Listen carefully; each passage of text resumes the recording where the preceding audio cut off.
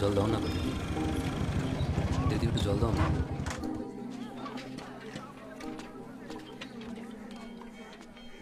కీసాలు ఇలా ఎండలో కూర్చొని అందరు నీళ్ళు అడిగే బదులు నువ్వు వెళ్ళి పట్టుకోవచ్చు కదా. మేము బావిని అంట రాదు కదయ్యా అని ఆ బావి చెప్పిందా? నీ కుండ నిండాలంటే అయితే వర్షం రావాలి, లేదా నీలో ధైర్యం రావాలి.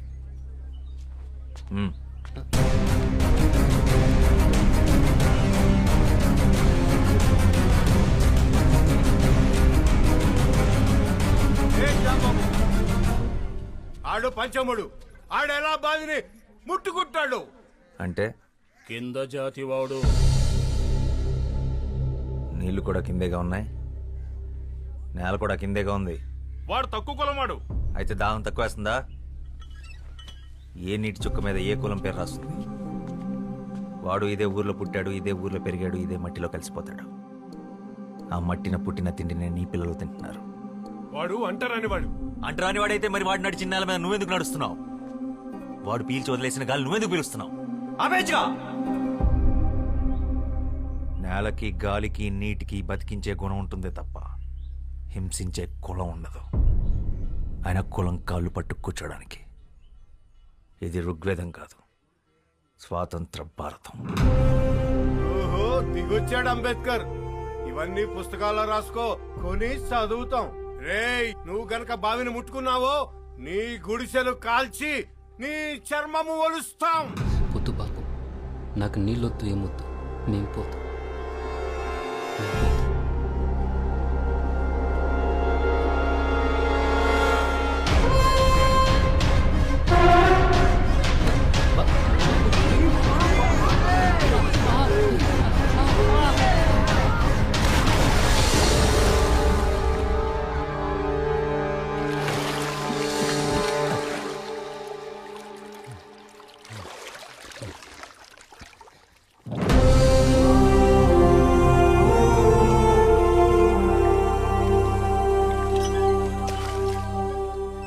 ఇప్పుడు ఈ బావి కూడా అంటరానిది, వాడికే సొంతం.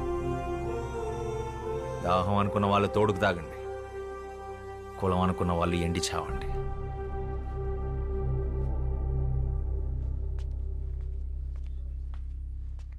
వాడి గుడిసె జోలికెళ్ళావో నీళ్ళెక్కడుందో ఈ శ్యామ్ సింగరాయ్కి బాగా తెలుసు. ఖబర్దార్.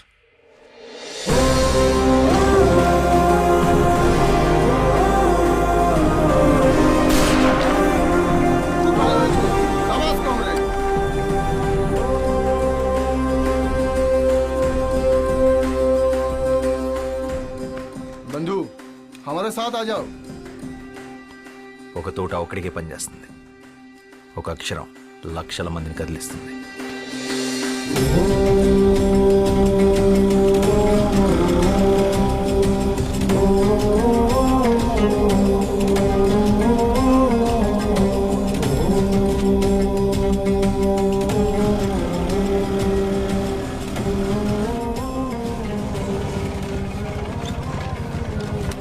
আকাশ ঘিরে মেঘ করেছে, সূর্য গেছে পাটে, কুকু গেছে জল আনতে পদ্মা দিঘির ঘাটে।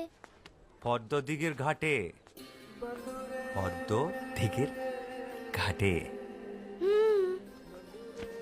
చిన్నప్పుడు ఇదే పాట మీ నాన్న నాకు నేర్పించాడు, ఇలాగే ఒళ్ళో కూర్చోబెట్టుకొని. ఇప్పుడు అది మీకు నేర్పించడం నా బాధ్యత. మళ్ళీ ఏం చేసావు శ్యామ్? మీ అన్నయ్య చాలా కోపంగా ఉన్నాడు. మనం ఏం చేసాం? ఏరా, ఇవాళ దాదాబాయ్ ఖరగ్పూర్ నుంచి వస్తున్నారు, జాగ్రత్త.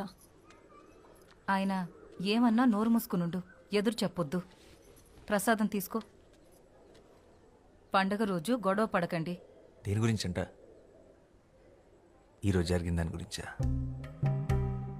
లేక నిన్నటి గొడవ? మొన్నటిదా?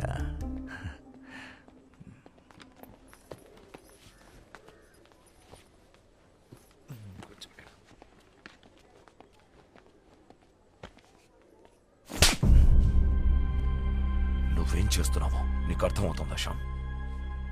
మన కుటుంబం పరువు తీస్తున్నాం. ఆ దళితుణ్ణి మంచినీళ్ళ బావిలో పడేస్తావా? పిచ్చిగాని పట్టిందా? ఇప్పుడు మనల్ని కూడా ఊరి నుంచి వెళ్ళేస్తారా? నీకు ఆ కష్టం అవసరం లేదన్నయ్య, నేనే వెళ్ళిపోతాను. మనిషిని మనిషిలా చూడలేని చోటు ఊరైతే ఏంటి, ఇల్లు అయితే ఏంటి, నేను ఉండలేను. ఓ నువ్వు ఆ దరిద్రులతో కలిసి దేశాన్ని ఉద్ధరించు. నక్సలైట్లతో కలిసి తిరుగుతున్నావంటగా. ఆ దారి తీసుకోవాలనుకుంటే ఇక్కడికి అడవులు ఎటువైపు ఉన్నాయో నాకు బాగా తెలుసు. నా సిద్ధాంతం వేరు. నీ సిద్ధాంతాలు పుస్తకాలు మీదేసుకుని తగలబెట్టుకోవడానికి తప్ప దేనికి పనికిరావు. మనిషికి స్వార్థాన్ని మించిన సిద్ధాంతం లేదు, అది తెలుసుకో. నిజమే, స్వార్థం గొప్పదే. నీళ్లు బాగుండాలనుకోవడం నీ స్వార్థం, నా ప్రపంచం బాగుండాలనుకోవడం నా స్వార్థం.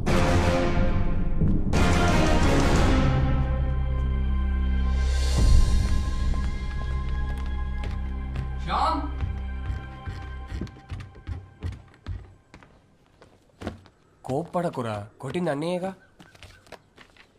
ఇది అన్నయ్య మీద కోపం కాదు మనోజ్, సమాజం మీద. ఇది మన ఇంటి సమస్య, ఊరి సమస్య కాదు, దేశం సమస్య. సమాజాన్ని మార్చే శక్తి సాహిత్యానికి మాత్రమే ఉంది. శ్యామ్, నేను వెళ్ళాలి, నేను రాయాలి.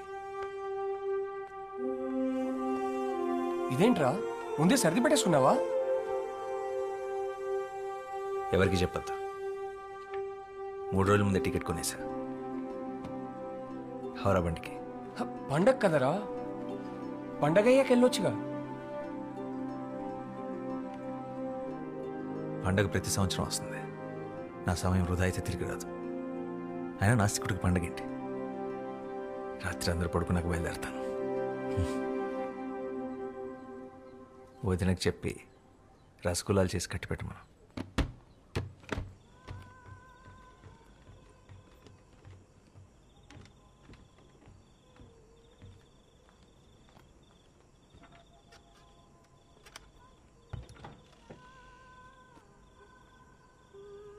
శ్యామ్,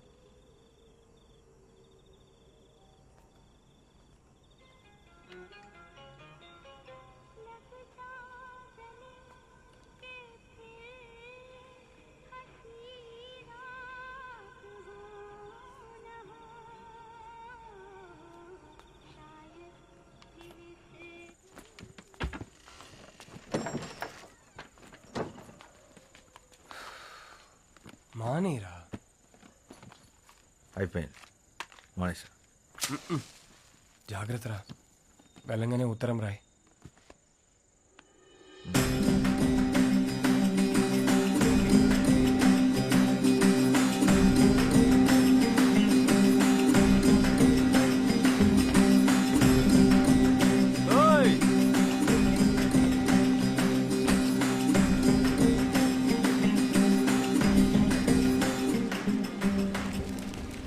क्यों जाने माजी কোথায়? আজ নবরাত্রি শুরু হয়েছে, সেও নিশ্চয়ই মন্দিরে গেছে সবার সাথে।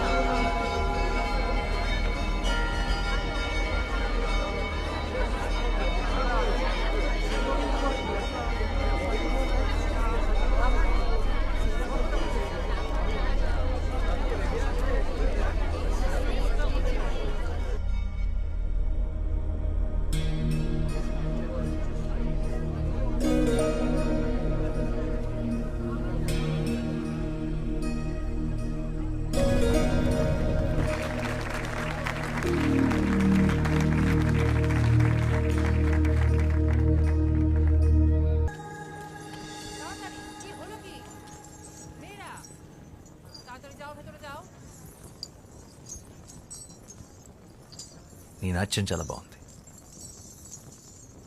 నీతో కొంచెం మాట్లాడాలి. నాతో కాసేపు అలా బయటకు వస్తావా? నీ పేరేంటి?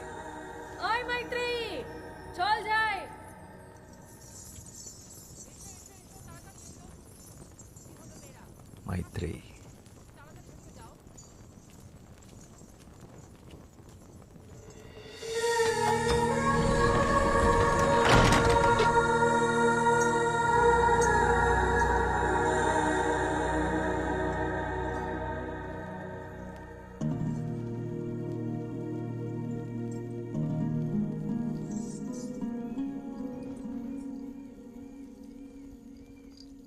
ఏంటి ఇంకా పడుకోలేదా?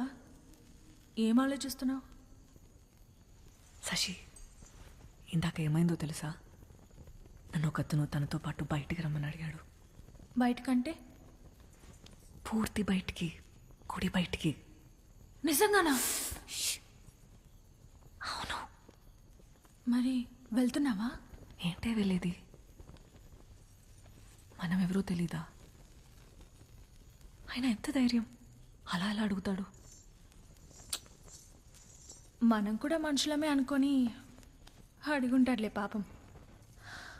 అయినా నేనే నీ స్థానంలో ఉండుంటే అట్నుంచి అటే వెళ్ళిపోయేదాన్ని. వెళ్తావు? ఎందుకు వెళ్ళవు? మనం ఇలా మాట్లాడుకున్న విషయం ఎవరైనా విన్నారంటే కాళ్ళు వెరకొట్టి కూర్చోబెడతారు. నోరు మూసుకొని పడుకో.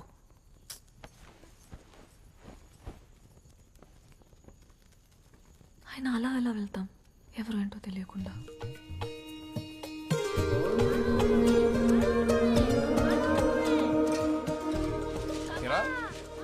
కలకత్తాకి వెళ్ళాలన్నా రాయాలన్నా అర్థం లేరా, తొందర ఉంది. దేవి నవరాత్రులు అవని. నీకెప్పటి నుంచి దేవి మీద ఇంత భక్తి? భక్తి కాదురా,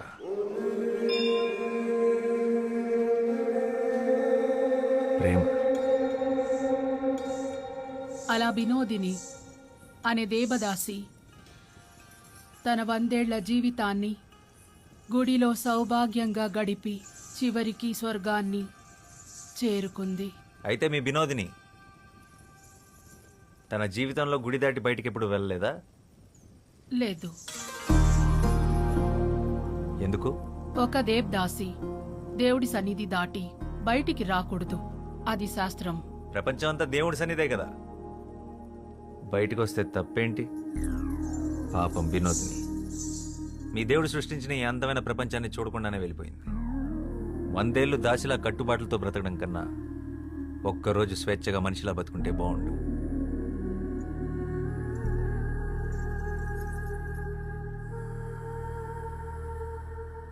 అందరూ వరుసన వచ్చి ప్రసాదాలు తీసుకోండి.